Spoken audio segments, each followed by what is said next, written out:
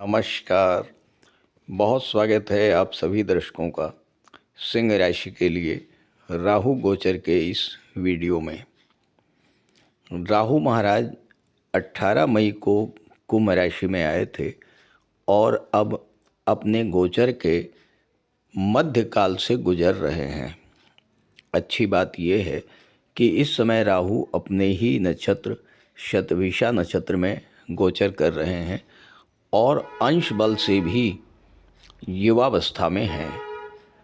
तो आज के इस वीडियो में इसी बात पर चर्चा करेंगे कि अपने ही नक्षत्र में गोचर करते हुए युवा राहु आपको किस तरह का लाभ प्रदान करेंगे और आपके जीवन में किस तरह का परिवर्तन लेकर के आएंगे। राहु महाराज 25 जनवरी को शतभिषा नक्षत्र के तीसरे चरण में गोचर कर चुके हैं और 29 मार्च तक तीसरे चरण में रहेंगे। उसके बाद दूसरे चरण में चले जाएंगे और 30 मई तक दूसरे चरण में गोचर करेंगे। शतभिषा नक्षत्र का तीसरा चरण कुंभ नवांश में और दूसरा चरण मकर नवांश में आता है और दोनों के ही स्वामी हैं शनिदेव। जबकि शतभिषा नक्षत्र है हीलिंग का नक्षत्र। यहाँ पर हीलिंग का अर्थ केवल मेडिकल के क्षेत्र से मत समझिएगा। हीलिंग का बहुत व्यापक अर्थ है। इस नक्षत्र का काम ही है कि हर बिगड़ी हुई चीज़ को या तो ठीक करना या बिल्कुल ही तोड़ करके नया बना देना। यानी इन 126 दिनों में आपके जीवन में बिगड़ी हुई चीज़ें तो ठीक होंगी ही, लेकिन आपके जीवन में अप डाउन्स भी बहुत आएंगे और हो सकता है कि इन 126 दिनों में आप बहुत अकेला महसूस करें। लेकिन यही अकेलापन आपके जीवन का टर्निंग पॉइंट सिद्ध होगा। जहाँ तक राहु की बात है तो राहु तो सबसे रहस्यमयी ग्रह माने गए हैं और राहु ही आपको वो सब कुछ देने में सक्षम है जो आज के भौतिकतावादी युग में हम पाना चाहते हैं। तो इस वीडियो में सबसे पहले तो मैं आपको ये बताऊंगा कि राहु क्या हैं, राहु किस तरह कार्य करते हैं और कैसे राहु से ज़्यादा लाभ लिया जा सकता है। फिर बात करेंगे इन 126 दिनों में राहु आपको किस तरह का लाभ प्रदान करेंगे, आपके जीवन में किस तरह का परिवर्तन लेकर के आएंगे। वीडियो के अंत में मैं आपको राहु के उपाय भी बताऊंगा। ये विश्लेषण आपकी चंद्र राशि के आधार पर किया जा रहा है। तो आइए समझते हैं कि क्या है राहु। देखिए, राहु एक छाया ग्रह है और ज्योतिष शास्त्र में राहु को शनि की छाया कहा गया है, शनिवत राहु। लेकिन सभी 9 ग्रहों में सर्वाधिक पावरफुल प्लेनेट जो हैं वो है राहु। राहु को कलयुग का किंग कहा जाता है क्योंकि आज के भौतिकतावादी युग में राहु ही हमें वो सब कुछ दे सकता है जो हम पाना चाहते हैं। राहु में असीम ऊर्जा होती है, राहु असीम विस्तार का कारक है और राहु की कोई लिमिट नहीं है। राहु जब देने पर आ जाए तो व्यक्ति को छप्पर फाड़ करके धन प्रदान करता है। राहु अचानक से एक्टिवेट होकर व्यक्ति को बुलंदियों पर पहुंचा देता है। चाहे शासन सत्ता हो, मीडिया हो, कारपोरेट जगत हो, ग्लैमर इंडस्ट्री हो, गेम्स या स्पोर्ट्स का क्षेत्र हो या फिर अन्य कोई भी क्षेत्र हो, जो भी व्यक्ति सेलिब्रिटी हुए हैं जिन्होंने बुलंदियों को स्पर्श किया है, वो सब राहु की महादशा या राहु की अंतर्दशा के दौरान ही विश्वविख्यात हुए हैं, असीम मान सम्मान पाया है और धन की तो कोई लिमिट ही नहीं है। लेकिन यही राहु जब खराब फल देने पर आ जाए तो राजा से रंक बनाने में भी देर नहीं लगाते हैं। बनते बनते काम बिगड़ जाना, अचानक से स्वास्थ्य खराब हो जाना, बड़ी धन हानि हो जाना, नौकरी छूट जाना, व्यापार में बड़ी हानि, धोखे का शिकार होना, पैसा डूब जाना, अचानक से कोई अशुभ समाचार मिलना, ये सब खराब राहु के कारण होता है। मन में अनजाना भय, चिंता, तनाव और डिप्रेशन जैसी स्थितियों का बनना, ये सब भी इस बात के लक्षण है कि राहु आपको खराब फल दे रहा है। अब राहु अच्छा फल देगा या खराब फल, ये इस बात पर निर्भर करता है कि राहु का गोचर आपकी जन्म कुंडली में किस भाव में है, राहु पर किस ग्रहों की दृष्टि है, राहु के साथ पाप ग्रह का गोचर है या शुभ ग्रह का गोचर है।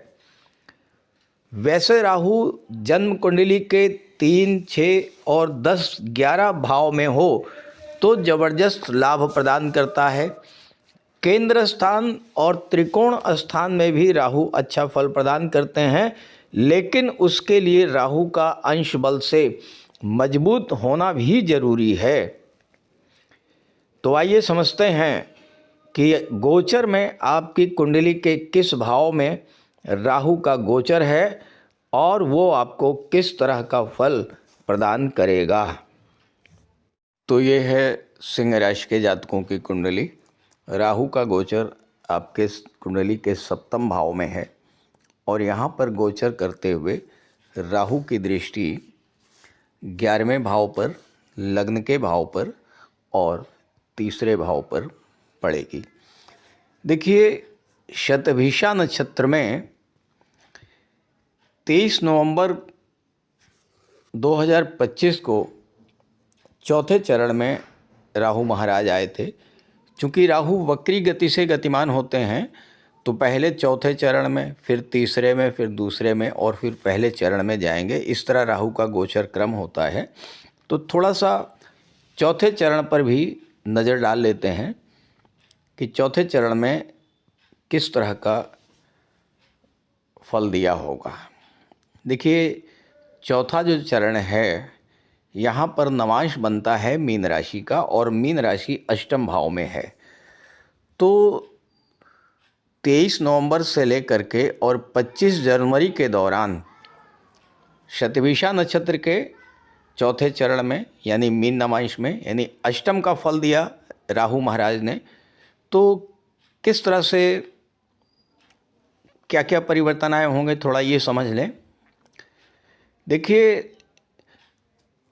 अष्टम भाव में राहु महाराज, शतभिषा नक्षत्र और मीन राशि का रहस्यमयी प्रभाव रहा और 8वां भाव अपने आप में एक मिस्टीरियस भाव है, रहस्यमयी भाव है। और राहु बैठे कहाँ पर हैं? 7वें भाव में। तो देखिए, आपके मैरिड लाइफ में और लव लाइफ में कुछ नई तरह की समस्याएं उत्पन्न हुई होंगी। कभी विचारों को लेकर टकराव उत्पन्न हुआ होगा और कभी किसी थर्ड पर्सन की दखलंदाजी के कारण आपके मैरिज लाइफ में डिस्टरबेंस आया होगा। चूँकि गुरु के नवांश में है और गुरु पंचम भाव के भी स्वामी हैं, पंचम भाव लव रिलेशंस का होता है। हो सकता है कि कुछ सिंह राशि के जातकों के जीवन में एक्स्ट्रा मैरिटल अफेयर्स को लेकर के उनके वैवाहिक जीवन में बड़ी समस्या उत्पन्न हुई होगी और ख़ास करके उन लोगों के जीवन में जिनकी जन्म कुंडली में राहु, शुक्र और शनि कमज़ोर स्थिति में हैं या पाप पीड़ित हैं। जहाँ तक जो अकेले हैं और अपने लव पार्टनर से मैरिज पॉइंट ऑफ व्यू से विवाह को लेकर के कोई कमिटमेंट चाहते थे, तो उनके लिए भी एक दुविधा की स्थिति बनी होगी। यहाँ तक कि इस तरह की स्थिति भी बनी होगी कि जिन लोगों का रिश्ता तय हो चुका है, जिनकी सगाई वगैरह हो चुकी है, उनके साथ भी लंबे समय से अपने मंगेतर के बिहेवियर को लेकर के कुछ परेशानी महसूस की होगी और इसी तरह की स्थिति बिजनेस पार्टनर को लेकर के भी बनी होगी। कहने का मतलब ये है कि भले ही लाइफ पार्टनर हों, बिजनेस पार्टनर हों, लव पार्टनर हों, ऊपर से भले ही रिश्ता सामान्य दिखाई दे रहा है, लेकिन अंदर ही अंदर एक बवंडर सा मच रहा होगा, एक आग सी जल रही होगी।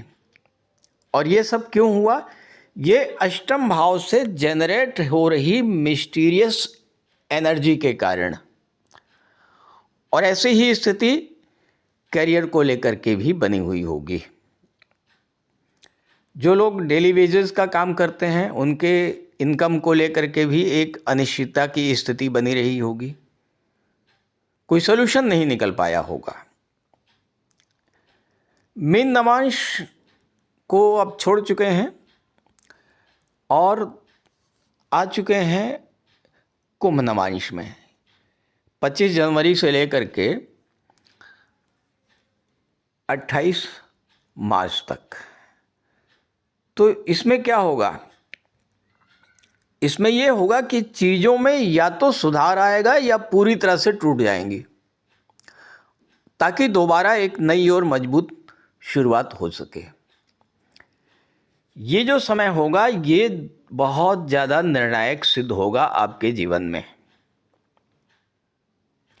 चूँकि नवांश भी कुंभ राशि का है, गोचर भी कुंभ राशि में हो रहा है, तो सप्तम भाव पूरी तरह से प्रभावित होगा। सप्तम भाव में जबरदस्त प्रेशर की स्थिति बनेगी। तो जो रिश्ते बोझ बने हुए थे वो या तो पूरी तरह से टूट जाएंगे या फिर उसमें सामंजस्य और समझौते की स्थिति बनेगी। जो बिजनेस ज़्यादा स्ट्रेस दे रहा था, कम इनकम दे रहा था, जो नौकरियां सिरदर्द ज़्यादा दे रही थी, सैलरी कम दे रही थी, या तो आप स्वयं उनसे दूर हट जाएंगे और या फिर एक ज़बरदस्त परिवर्तन उनमें आएगा। रिलेशंस या तो पूरी तरह से टूट जाएंगे या फिर बहुत स्ट्रांग हो जाएंगे, दो ही स्थिति बनेंगी। क्योंकि शतभिषा नक्षत्र ऐसा नक्षत्र है जो कि या तो सुधार कर देगा या पूरी तरह से तोड़ करके नया कर देगा। तो देखिए, एक बात समझने की है कि किसी चीज़ के जीवन से निकलते ही नई संभावना फिर से बननी शुरू हो जाती हैं। तो कई बंद दरवाजे खुलेंगे, यानी आपको कई नए मौके मिलेंगे। आपके जीवन में जो व्यक्ति लंबे समय से सिरदर्द बना हुआ है वो या तो आपकी लाइफ से पूरी तरह निकल जाएगा और या फिर आपके लिए पूरी तरह से डिवोटेड होकर के आपके पास आ जाएगा। और साथ ही साथ कोई ऐसा व्यक्ति आपके जीवन में आ सकता है जिसके साथ एक स्ट्रॉन्ग बॉन्डिंग बनेगी और वो ऐसा व्यक्ति होगा जिसकी आपको वर्षों से तलाश थी। इस चीज़ को केवल रिलेशंस को लेकर के मत मानिएगा, लव एंगल से मत देखिएगा। यहाँ पर जो बॉन्डिंग है, जो आपके समझौते हैं, जो रिलेशंस हैं, बिजनेस पार्टनर के साथ भी हो सकते हैं, आपके कोलीग्स के साथ हो सकते हैं, आपके बॉस के साथ हो सकते हैं, आपके एम्प्लॉयज़ के हो सकते हैं। और जहाँ तक मैरिज की बात है तो वहाँ तो चांसेस आपके बेहद ब्राइट हैं। कोई एक व्यक्ति, कोई एक पार्टनर आपके जीवन की दशा और दिशा बदलने वाला है। अब देखिए, चूँकि कुंभ राशि का स्वभाव जो है थोड़ा सा विद्रोही स्वभाव होता है। कुंभ राशि एक नए नज़रिए से दुनिया को देखने वाली राशि है। हो सकता है कि आपके लाइफ में इंटरकास्ट मैरिज को लेकर के किसी तरह की कोई प्रॉब्लम भी क्रिएट कर दें, लेकिन गुरु की दृष्टि चूंकि सप्तम पर पड़ रही है तो ये काफ़ी कुछ स्थिति नॉर्मलाइज होगी। जहाँ तक कैरियर की बात है, कुछ एक ऐसा नया ऑप्शन आपके सामने खुलेगा जिसकी आपने उम्मीद भी नहीं की होगी। अचानक से इंक्रीमेंट या प्रमोशन मिल सकता है। खुद का कारोबार है तो उसमें अचानक से लाभ मिल सकता है। चूँकि शतभिषा नक्षत्र और कुंभ राशि का कॉम्बिनेशन है तो सडन गेन, सडन ग्रोथ होगी। और चूँकि गुरु की दृष्टि भी है तो ये जो कॉम्बिनेशन है, नौकरी में कोई परिवर्तन, बिजनेस में बड़ा बदलाव या पूरी तरह से बदलाव, ये सारी चीज़ें होंगी और उससे आपको ग्रोथ मिले। लेकिन एक बात ध्यान रखिएगा कि मानसिक शांति आपको इस समय नहीं मिलेगी। मेंटली आप डिस्टर्ब रहेंगे क्योंकि परिवर्तन के दौर से गुजर रहा होगा आपका जीवन। उठापटक लाइफ में चलेगी, अप डाउन्स काफ़ी ज़्यादा होंगे, इसलिए मेडिटेशन करें, मन को शांत रखें। अब इसके बाद 29 मार्च से लेकर के 28 मई का जो गोचर है दूसरे चरण का, वो मकर नवांश में पड़ता है। मकर राशि आपके कुंडली के 6ठे भाव में है। तो अब 6ठे भाव से संबंधित फल आपको प्राप्त होंगे। जब मकर राशि में आएंगे तो 6ठा भाव एक्टिवेट होगा और 6ठा भाव एक्टिवेट होते ही कोर्ट केस के मैटर, लीगल मैटर्स, आपके शत्रु, कोई पुराना कर्ज, कोई विवाद या कम्पिटिटर्स, ये सब आपके सामने आने लगेंगे।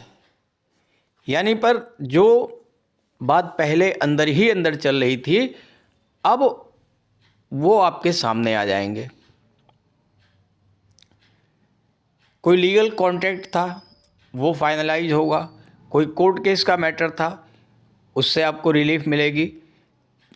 और जो सबसे बड़ा पॉजिटिव पक्ष होगा वो ये होगा कि संघर्ष की स्थिति में जीत आपके पक्ष में जाएगी।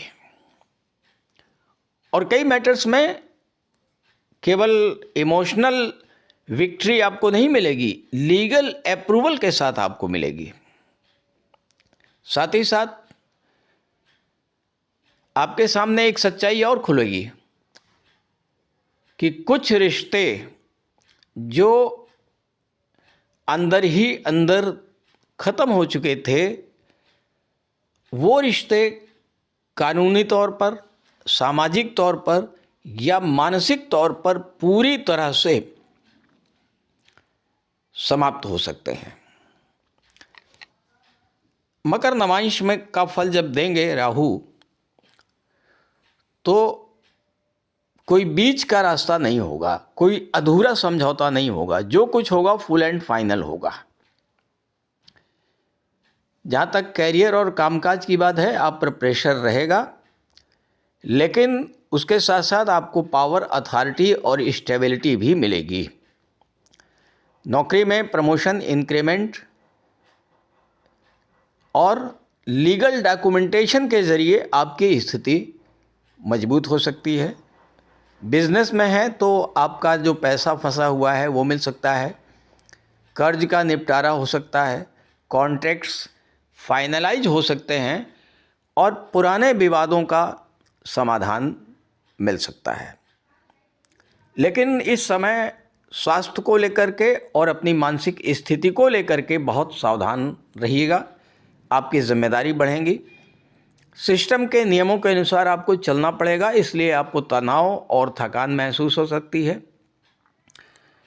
छठा भाव जो है ये आपके डेली रूटीन को दर्शाता है, तो आप अपना डेली रूटीन बिल्कुल सही रखिएगा, धैर्य बना करके चलिएगा, संयम रखिएगा, तो यही आपकी बहुत बड़ी ताकत होगी।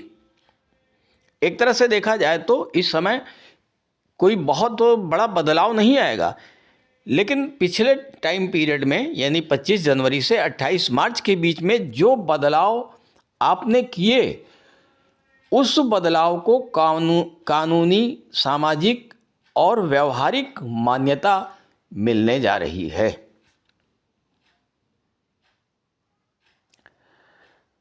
हाँ कि ध्यान ये रखिएगा कि राहु महाराज तो एक ऐसे प्लेनेट हैं जो अपनी आदत से मजबूर हैं, और वो है परेशान करना, कष्ट देना। तो राहु महाराज आपको परेशान ना कर पाएँ, आपको कष्ट ना दें, इसके लिए राहु महाराज के उपाय ज़रूर कीजिएगा, जो मैं आगे बताने चल रहा हूँ। और दूसरी बात, अगर आप मुझसे संपर्क करना चाहते हैं तो इसी वीडियो के डिस्क्रिप्शन बॉक्स में मैंने अपना व्हाट्सअप नंबर दे दिया है। उस नंबर के अलावा कमेंट बॉक्स में दिए गए किसी भी नंबर को भूल करके भी कांटेक्ट मत कीजिएगा। और एक बार मैं स्क्रीन पर अपना नंबर लिख दे रहा हूँ, आप नोट कर लीजिए, 90 581 44 128। तो आइए बात करते हैं राहु के उपायों पर। देखिए, सभी 9 ग्रहों में सर्वाधिक ऊर्जावान ग्रह है राहु, और अगर आपने राहु की एनर्जी को कंट्रोल नहीं किया, राहु की एनर्जी को यूटिलाइज नहीं किया, तो राहु आपको एडिक्शन में डाल देगा। तो राहु की ऊर्जा को सही दिशा देना जरूरी है। अब राहु क्या है? राहु है रिसर्च, राहु है इनोवेशन, राहु है नए आइडियाज़, राहु है अनऑर्थोडॉक्सी, राहु है internet, social media, share market. तो ये सारी चीज़ें राहु को रिप्रेजेंट करती हैं। तो जब तक आप में महत्वाकांक्षा नहीं है, आप कुछ नया नहीं करना चाहते हैं, आउट ऑफ बॉक्स थिंकिंग अगर आपके अंदर नहीं है, और आपके जीवन में राहु की दशा आ गई, राहु की महादशा या अंतर्दशा आ गई, और आप राहु के अनुसार कार्य नहीं कर रहे हैं, केवल आप सपने देख रहे हैं, कोई प्लानिंग करके नहीं चलते हैं, कंफर्ट जोन से बाहर नहीं निकलते हैं, यानी हार्ड वर्क नहीं करते हैं, स्मार्ट वर्क नहीं करते हैं, तो फिर राहु नेगेटिव फल देना शुरू कर देता है। तो अगर राहु की दशा, राहु की महादशा गतिमान है, अंतर्दशा गतिमान है, तो दायरे को तोड़िए और एम्बिशंस को जगाइए, सपने देखिए और उन सपनों को हकीकत पर लाने का प्रयास कीजिए। अब अगर राहु आपको खराब फल दे रहा है तो क्या होगा? आप किसी न किसी लत के शिकार हो जाएंगे। कुछ नहीं तो मोबाइल के ही लत लग जाएगी, शराब की, जुए की लत लग जाएगी, गलत संगति हो जाएगी,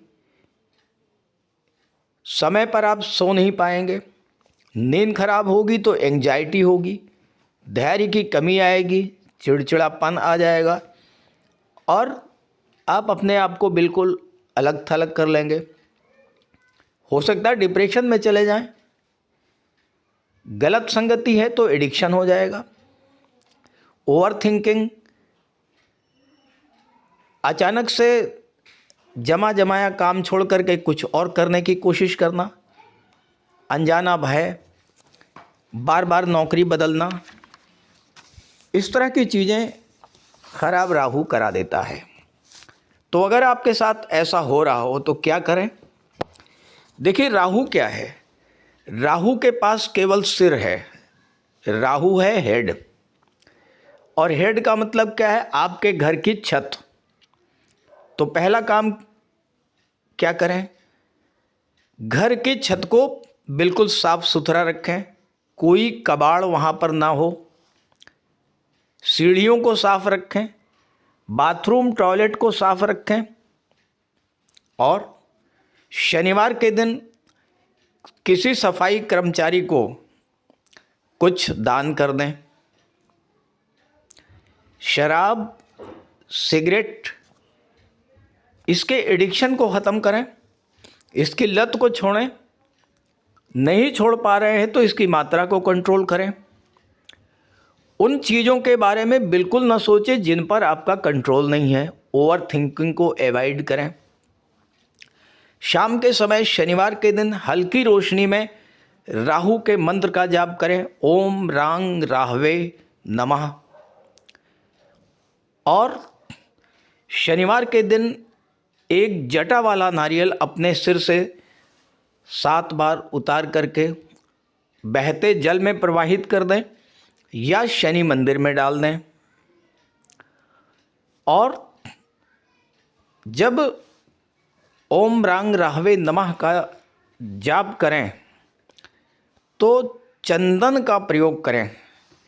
चंदन की खुशबू वाली अगरबत्ती जला करके ओम रांग राहवे नमः का जाप करें। ये बहुत आसान से उपाय हैं और अगर आप इसे करते हैं तो आपको राहु के शुभ फल मिलने शुरू हो जाएंगे।